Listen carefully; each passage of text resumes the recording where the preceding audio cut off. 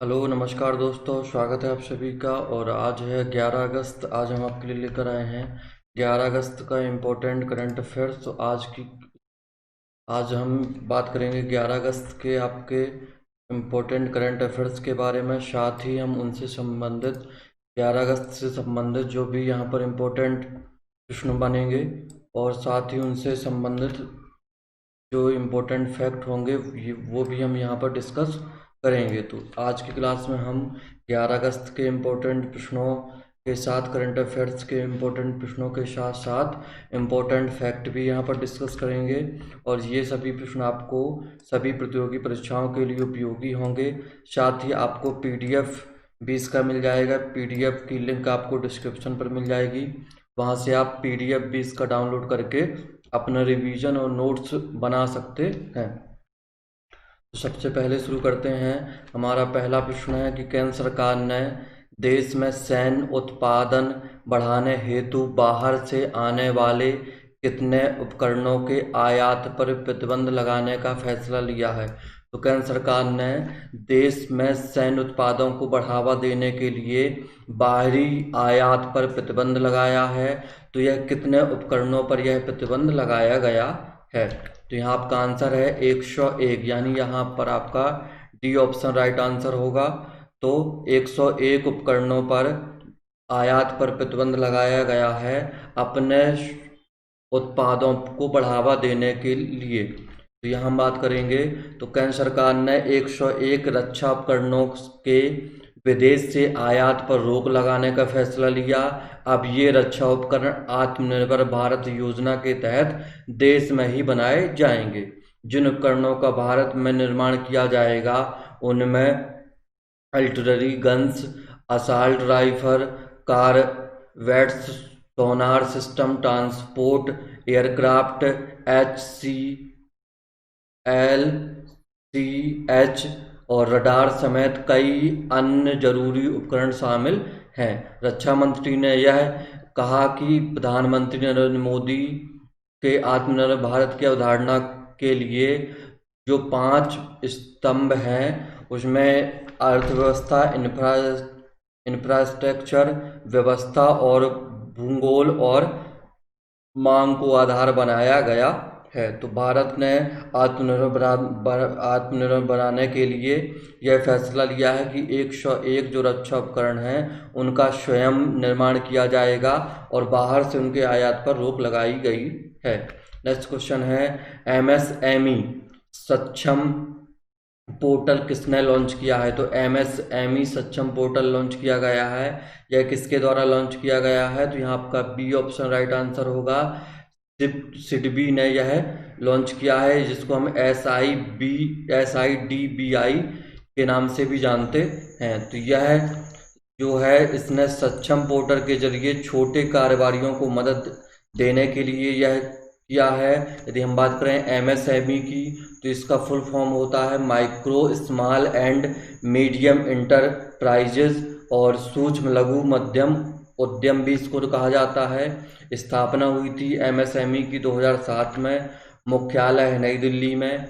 और यदि हम बात करें सिडबी की तो यह small industrial development bank of India के नाम से जाना जाता है, जिसको हम भारतीय लघु उद्योग विकास बैंक भी कहते हैं। इसकी स्थापना हुई थी 2 अप्रैल 1990 को और इसका मुख्यालय है लखनऊ उत्तर प्रदेश में। साथ ही इसके CEO हैं मोहम्मद मुस्ताफ। नेक्स्ट है हमारा कि KVIC ने किस राज्य में रेशम प्रशिक्षण सह उत्पाद केंद्र खोला है। तो KVIC ने अपना रेशम प्रशिक्षण उत्पाद खोला है। तो यह किस राज्य पर खोला गया है। यहाँ आपका आंसर है अरुणाचल प्रदेश।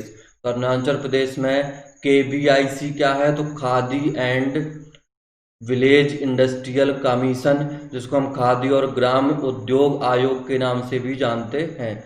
तो इसने अपना अरुणाचल प्रदेश में रेशम प्रशिक्षण उत्पादन केंद्र सह उत्पादन केंद्र खोला है। यदि हम बात करें खादी उद्योग की तो इसकी स्थापना हुई थी 1956 में, मुख्यालय है मुंबई में। वर्तमान में अध्यक्ष हैं विनय कुमार सक्सेना। और अरुणाचल प्रदेश जो ये राज्य है उसकी राजधानी है ईटानगर, और वहाँ पर अभी मुख्यमंत्री हैं पेम खांडू जो कि बीजेपी के हैं, और गवर्नर हैं बीडी मिश्रा जी। 3 पड़ोसी देश हैं इसके, भूटान, चीन, म्यांमार, और 2 पड़ोसी राज्य हैं असम और नागालैंड। साथ ही यहाँ के मुख्य न्यायाधीश हैं अजय लांबा जी, और लोकसभा सीट हैं 2, राज्यसभा सीट हैं 1, विधानसभा सीट हैं 60। ये थी आपके यहाँ पर आपको साथ ही अरुणाचल प्रदेश के बारे में जो जानकारी है स्टैटिक जीके के संबंध में, वह भी आपकी यहाँ पर क्लियर होती जाएगी। और ब्रह्मपुत्र नदी को अरुणाचल प्रदेश में दिहांग के नाम से भी जाना जाता है। नेक्स्ट क्वेश्चन है, राष्ट्रपति रामनाथ कोविंद ने नए नियंत्रक एवं महालेखा परीक्षक यानी CAG के रूप में किसे शपथ दिलाई है? तो CAG के रूप में नई शपथ दिलाई गई है रामनाथ कोविंद जी के द्वारा, वो हैं गिरीश चंद्र मुर्मू को। तो इसमें जम्मू कश्मीर के पूर्व उपराज्यपाल गिरीश चंद्र मुर्मू को राष्ट्रपति भवन में नियंत्रक एवं महालेखा परीक्षक यानी CAG की पद की शपथ दिलाई गई। शपथ लेने का साथ ही उन्होंने अपना पदभार भी संभाला। इस नियुक्ति से एक दिन पहले ही राष्ट्रपति कोविंद ने जम्मू कश्मीर के पहले उपराज्यपाल के रूप में तैनात CG मुर्मू का इस्तीफा स्वीकार किया था। गिरीश चंद्र मुर्मू 1985 बैच के गुजरात कैडर के IAS रहे हैं, और गिरीश चंद्र मुर्मू का CGA के तौर पर जो कार्यकाल है वह 20 नवंबर 2024 तक के लिए होगा।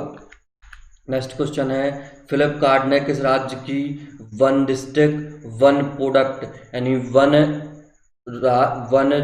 यानी एक जिला और एक उत्पाद यानी ODOP योजना के साथ साझेदारी की है? तो फ्लिपकार्ट ने किस राज्य की वन डिस्ट्रिक्ट वन प्रोडक्ट यानी ODOP योजना के साथ साझेदारी की है? तो यहाँ आपका आंसर है उत्तर प्रदेश। उत्तर प्रदेश ने एक योजना लागू की है जिसका नाम है एक राज्य एक उत्पाद या one district one product ODOP, जिसको हम बोल सकते हैं। इस योजना के तहत सामाजिक और आर्थिक चुनौतियों का सामना करने वाले कारीगरों, बुनकरों और शिल्पकारों को अपने उत्पादन का ऑनलाइन बढ़ाने में इसके द्वारा मदद मिलेगी।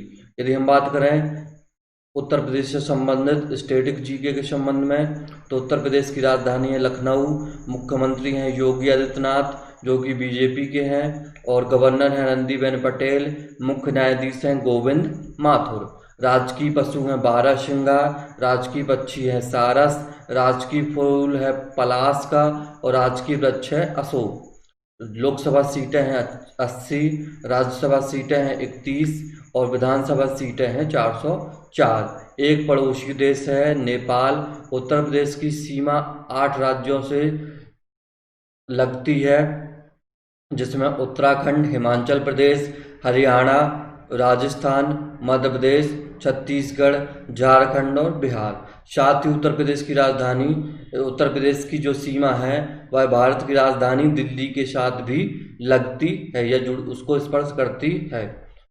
और नेक्स्ट क्वेश्चन है हमारा कि भारत ने किस देश के लिए ऑनलाइन ऑफ क्रेडिट का विस्तार किया है? तो भारत ने किस देश के लिए लाइन ऑफ क्रेडिट का विस्तार किया है? तो यहाँ आपका आंसर है मालदीव। तो मालदीव के लिए भारत ने लाइन ऑफ क्रेडिट का विस्तार किया है, जिसके जरिए मालदीव इंडस्ट्रियल फिशरीज कंपनी में मछली पकड़ने वालों को सुविधा के उद्देश्य से यह विस्तार किया गया है। मालदीव की यदि हम बात करें तो मालदीव एशिया महाद्वीप में स्थित है। राजधानी है माले, करेंसी है मालदीव रूपिया, और राष्ट्रपति हैं इब्राहिम मोहम्मद सोलिह। नेक्स्ट क्वेश्चन है आपका, किस राज्य सरकार ने न्यायिक सेवा में अधिक पिछड़े वर्ग को 5% आरक्षण देने की घोषणा की है? तो यहाँ आपका आंसर है राजस्थान।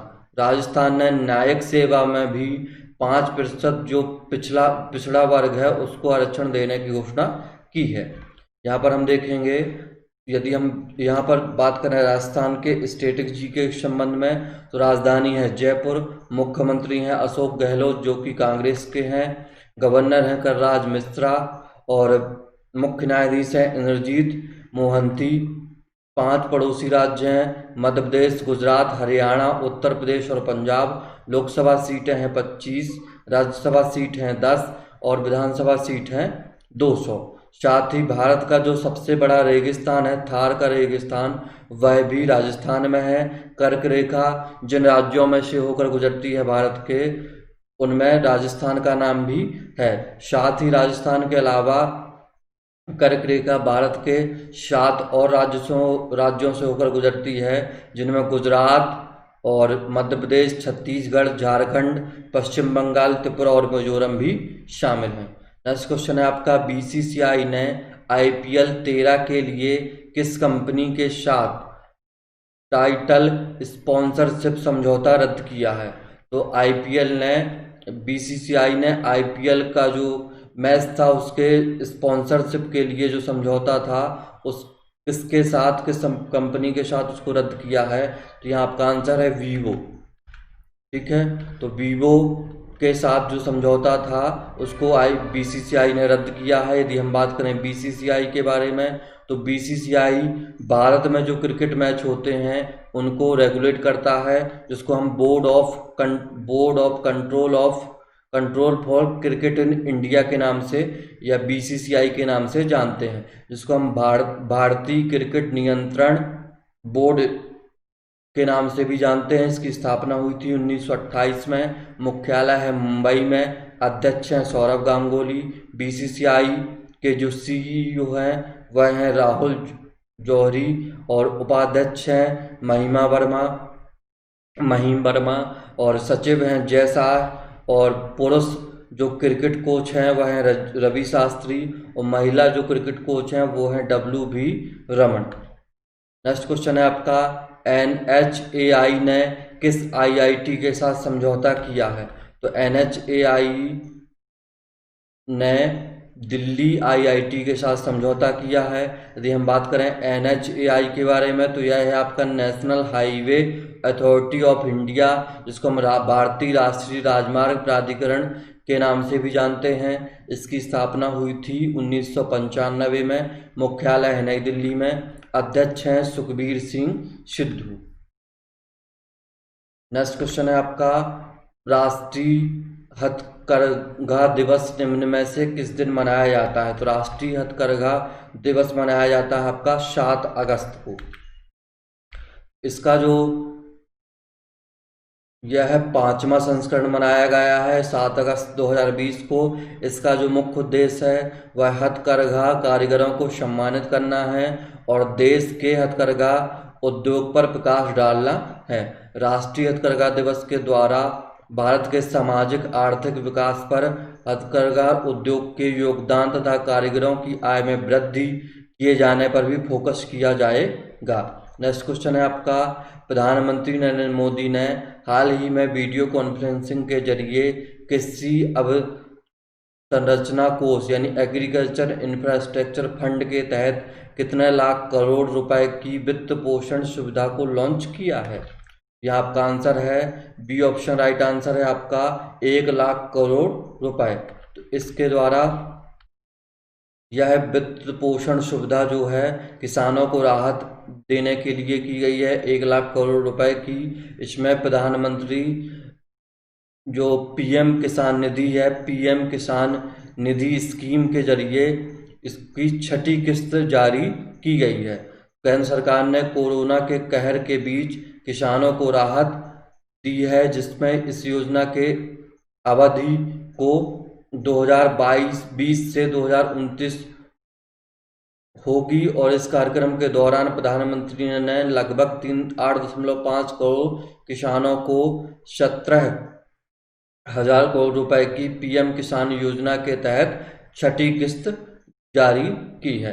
नेक्स्ट क्वेश्चन है आपका, हाल ही में किस राज्य सरकार ने अगले सत्र से खुद का शिक्षा बोर्ड बनाने की घोषणा की है? तो किस राज्य सरकार ने अपना खुद का शिक्षा बोर्ड बनाने की घोषणा की है? तो यहाँ आपका आंसर है दिल्ली। तो दिल्ली के जो शिक्षा मंत्री हैं और उप मुख्यमंत्री हैं मनीष सिसोदिया, उन्होंने जानकारी दी कि अगले सत्र से दिल्ली का अपना शिक्षा बोर्ड काम करेगा काम करने लगेगा। और दिल्ली सरकार ने पिछले महीने राज्य शिक्षा बोर्ड के गठन और पाठ्यक्रम सुविधाओं के लिए योजना एवं रूपरेखा तैयार करने के लिए 2 समितियों का गठन किया था। दिल्ली का शिक्षा बोर्ड पूरे साल सतत मूल्यांकन वाली व्यवस्था पर काम करेगा। यह सभी कक्षाओं की बच्चों के लिए यह व्यवस्था होगी। तो यह जो सीसी की व्यवस्था है यह सभी कक्षाओं के बच्चों के लिए होगी। नेक्स्ट क्वेश्चन है आपका, संघ लोक सेवा आयोग का नया अध्यक्ष निम्न में से किसे चुना गया है? तो यहाँ आपका आंसर है प्रोफेसर प्रदीप कुमार जोशी। प्रोफेसर प्रदीप कुमार जोशी को संघ लोक सेवा आयोग या यूपीएससी के नाम से जिसको हम जानते हैं, union public commission service commission, तो इसमें के अध्यक्ष चुने गए हैं प्रदीप कुमार जोशी, जिनका कार्यकाल 4 साल 4 अप्रैल 2022 तक रहेगा। जोशी 12 मई 2015 को संघ लोक सेवा आयोग यानी यूपीएससी के सदस्य बने थे। उन्हें यूपीएससी के वर्तमान अध्यक्ष अरविंद सक्सेना ने पद और गोपनीयता की शपथ दिलाई है। और संघ लोक सेवा आयोग देश के जो नौकरशाहों और राजनयिकों का चयन करने के लिए सिविल सेवा परीक्षा आयोजित करता है। जोशी छत्तीसगढ़ और मध्य प्रदेश लोक सेवा आयोग दोनों के अध्यक्ष भी रह चुके हैं। नेक्स्ट क्वेश्चन है आपका, FSSAI ने स्कूल कैंपस के कितने किलोमीटर के दायरे में जंक फूड की बिक्री पर प्रतिबंध लगाया है? यहाँ आपका आंसर है 50 मीटर। तो FSSAI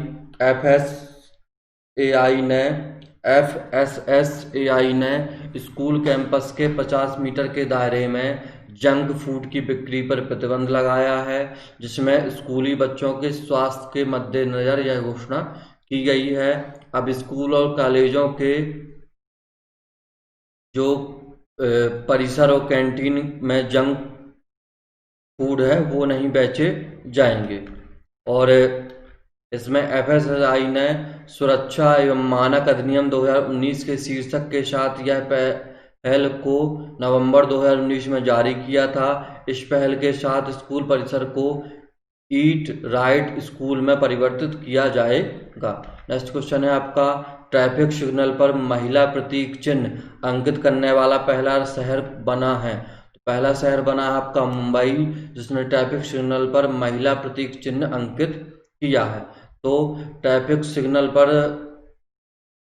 साइन पर महिलाओं का प्रतीक अंकित करने वाला भारत का पहला एकमात्र शहर बना है मुंबई। इसमें नगर निगम ने ट्रैफिक सिग्नल में महिला प्रतीक को त्रिकोणीय फ्रंट में पुरुष के चिन्ह से रिप्लेस किया है। मुंबई शहर में 2014 से 2017 में ट्रैफिक लाइन में महिला आइकॉन को चिन्हित करने का कार्य शुरू किया था। मुंबई के पर्यावरण मंत्री आदित्य ठाकरे ने एक सरल विचार के साथ लैंगिक समानता सुनिश्चित करने के उद्देश्य से इसे शुरू किया है। ये था आपका पूरा इम्पोर्टेंट करंट अफेयर्स 11 अगस्त का, जिसमें सभी इम्पोर्टेंट प्रश्न और साथ ही उनसे संबंधित इम्पोर्टेंट फैक्ट भी थे।